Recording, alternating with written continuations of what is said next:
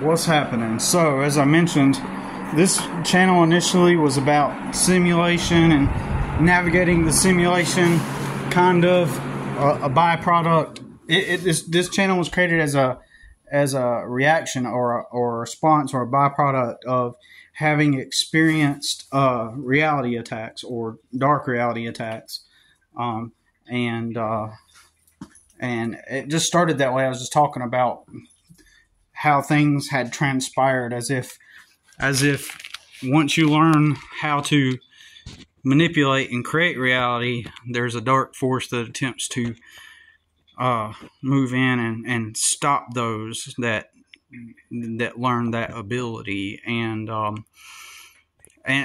truthfully, I mean, I can't say that I believe it like I would believe a spiritual belief, but it seems like that's the way it happens. So I have wild, crazy stories. Even a lot of people that believe in like creating your own reality and manifesting and stuff like that. When I tell my stories, it sounds way over the top, and it appears that I have an effect on things in my reality. So, there,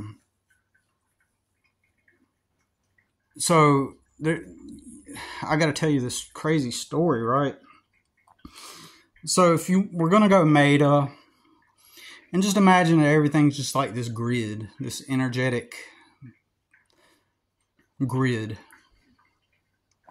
or something like that, just like energy. Everything's just like, pretend that everything, you ever seen those digital images of things, of solid objects, right?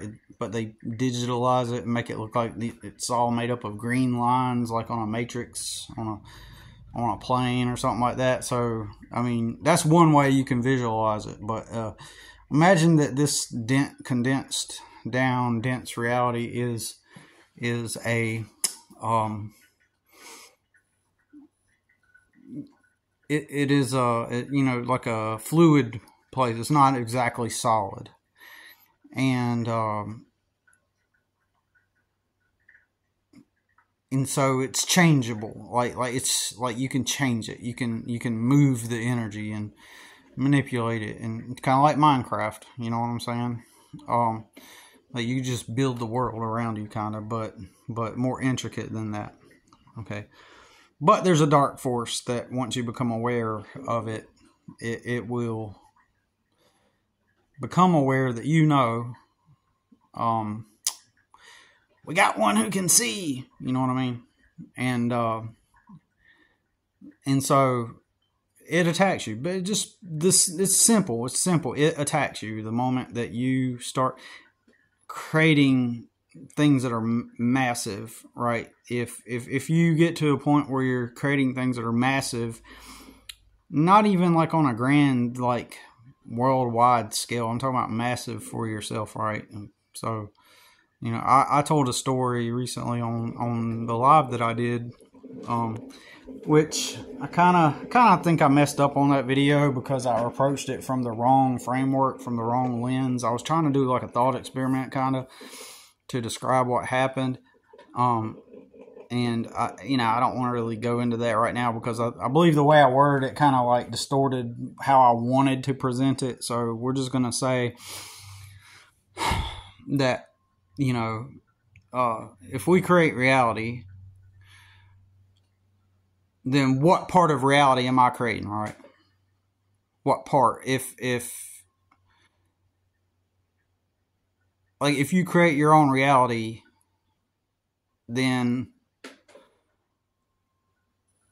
if others don't like the fact that you have some ability to bend or manipulate reality and create like something massive, if they don't like that, then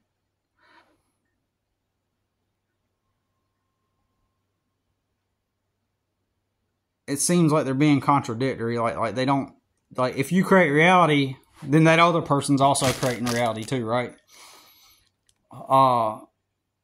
But within your own bubble, Like, aren't you influencing things, right?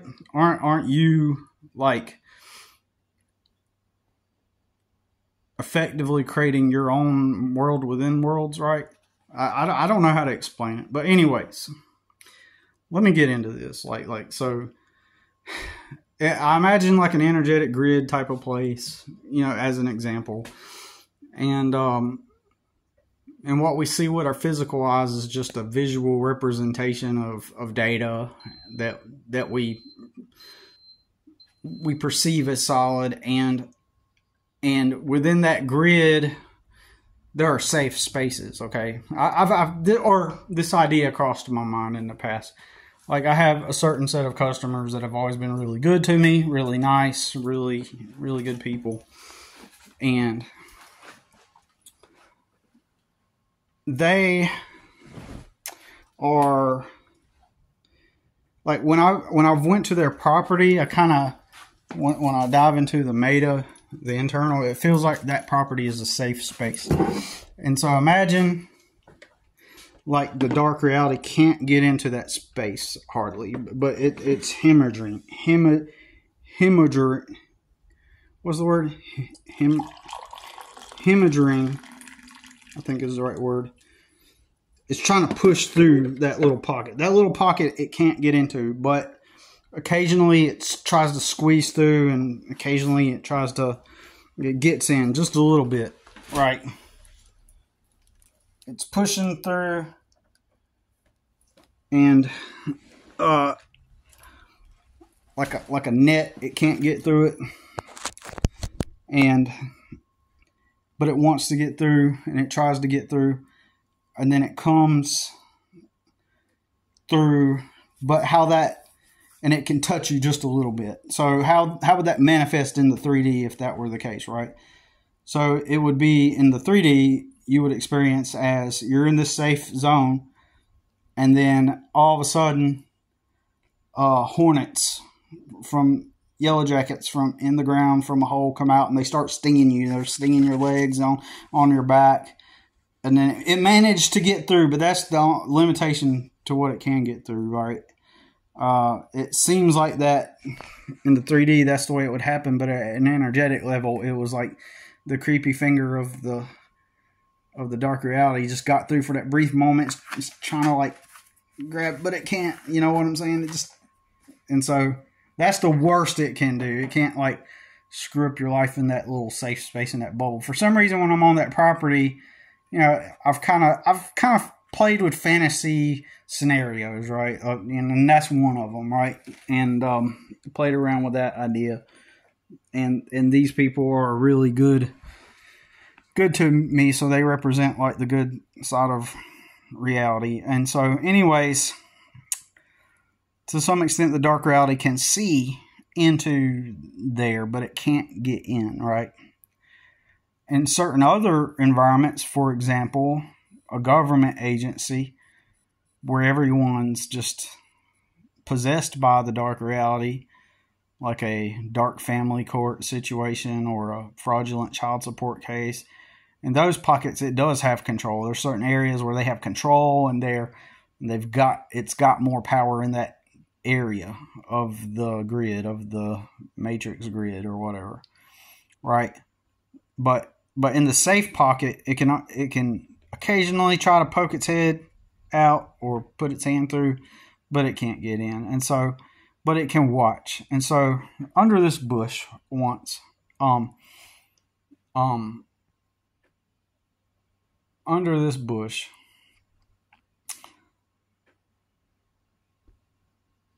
as I was thinking this one time, and I was experimenting, because I'd be experimenting with stuff in the same way a Christian would pray and then look and hope and look for the prayer to be answered, right? In that same way, or a new age person would want to manifest something, and so they put it in their heart and their mind to manifest it, and now they're waiting for it to arrive. It's the same thing. I would experiment, right? And but I started to come to this seeming understanding that there's this dark force that pushes against you once you learn and it kind of has its eyes on you, right? But anyways, I didn't think of it in those terms though. Like it has its eyes on you. I didn't think of it in those terms. But one day I was really putting the energy out, if you will. Like this was probably around 2017, maybe 2018. And I'm under this tree. My customer there's a vine that continuously grows up through this tree, and it's got thorns on it. And over the years, I just cut it back every time, and it always grows back. Even when I uproot it, even when I chop the roots out, it always comes back. Like I can't necessarily get it all. And even in that small video I made yesterday, if you look very closely, you can see the vine growing up through the tree. So the first time I was uprooting it, I kind of seemed like it was a tentacle, right? As I was thinking about how like the dark reality is this force. Back then I didn't even call it dark reality. I didn't have a name for it. But this thing, this force, it just, and during that time I was going through this where I was learning about, I'm not saying I believed this, I was learning about the whole Yaldabaoth and the demiurge and all that stuff. I was learning about that. But either way, it's like you're in some kind of matrix. There's a dark reality that manifests whenever you learn to become aware and conscious of creating reality deliberately, right? And as you move towards your goals, if you've really gotten in tune with it, it will attack you with a force that's equivalent maybe to the force that you're putting out. You know what I mean? Like it recognizes what you're doing. Now I know if you say something like this, oh, so you think you're like the hot shot going around creating reality. No, not at all. I mean, I think everybody could do it. I'm just saying that I tapped into it. You know, it's what happened to Jesus. You know, he tapped in, and so what's going to happen? He's becoming aware on how it works, right? And he's telling people about it, and he's telling people to remove themselves from the thought processes that keep them stuck, i.e. the laws of their government and at the time and their belief systems, right? And then what does Jesus end up doing? He ends up able to float. He ends up able to teleport.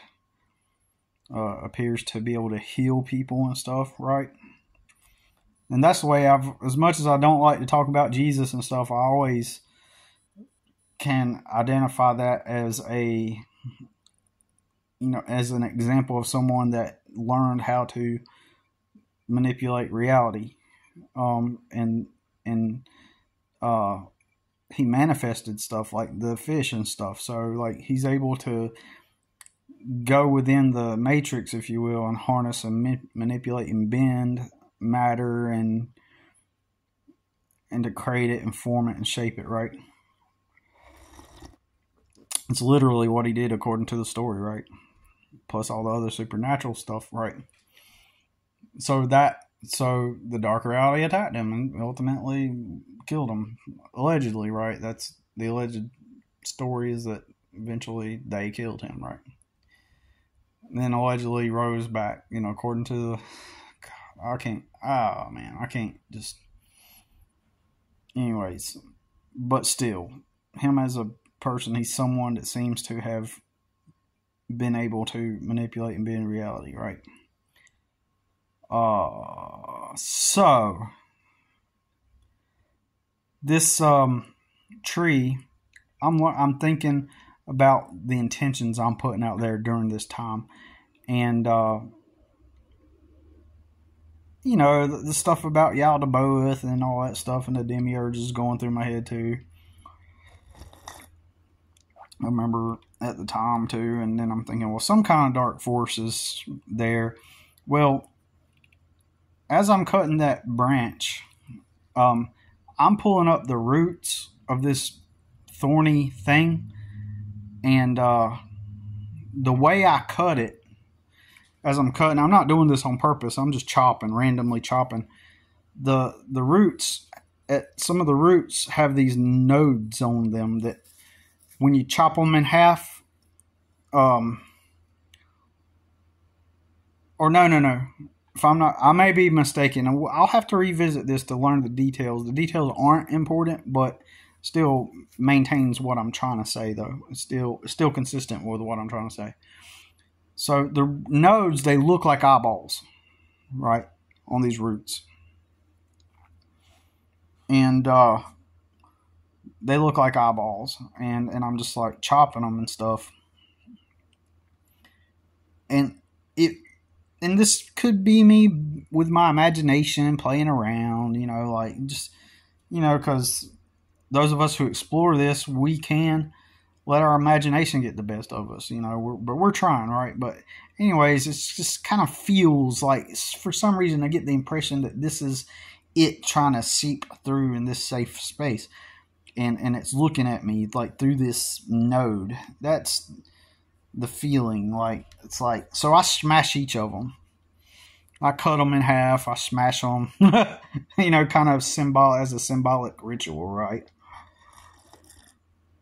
And I'm pulling them up and I'm smashing them, and it's like, that's what it feels like. So, all right. So, a few years later, it seems like, I think this was in 2020, probably before I lost the license or something. I'm back over at the same property, and the vines have grown up again through the bush. And these people have a son. He's all grown up now, has a career and everything now. But when he was a kid, I didn't know this, right? But he played Magic, the card game, So anyways, I'm digging up under this tree again, chopping up the roots. And suddenly, this from under the ground is this magic card. So now, let me backtrack real quick. Like, my memory of this, I'll have to revisit this because I got it documented and everything somewhere. I don't remember where. So I may have to revisit this. So don't hang me on it. But I'm pretty sure it was the second time. It's possible all this could have happened on the same day. But I'm pretty sure it was another time I went back and I'm digging there, and all of a sudden this magic card pops up, and it says it's magic, right? And then, like, on the card, there's some kind of character that's an eyeball, okay, of some kind. I still got it somewhere in my storage stuff. I hope I do. I'm pretty sure that I kept it for that reason, just to remember this moment. And it's an eyeball on the magic card, right? And I'm like, holy moly. Like, my impression, my intuition, when I felt it looking at me the first time, it's crazy. It's like, this is like, whoa, right? And so these people live clean. They're clean people. They don't throw their trash around and all that stuff. So that's when it brings it back to yesterday. And if you've seen my video, you probably already know what I'm about to say. Yesterday, randomly there's a can underneath that tree. And like I said, they're clean. They don't let stuff like trash get around their house. So this is just pure coincidence. There is a can up under the tree, and it's got eyes on the can, eyeballs. And I uploaded it on the video. If that doesn't blow your mind, it blows my mind. Like, that's like, holy crap. Like, the third time at the same spot with the eyeballs. That's an insane synchronicity there. 3 times now. The roots with the eyeballs, the magic card with the eyeball character. And then it said some kind of phrase on it that was like relative to the point, it seems like. and now the can with the eyeballs on it randomly there. You can't tell me that is insane. So anyways, I just wanted to share that because it seems like at some level, I may not interpret it all the way correctly, but at some level it seems like something really wild is going on there. Like something about my intuition, the impression I got, it seems accurate. Don't you think that's kind of wild? I had to, talk about it.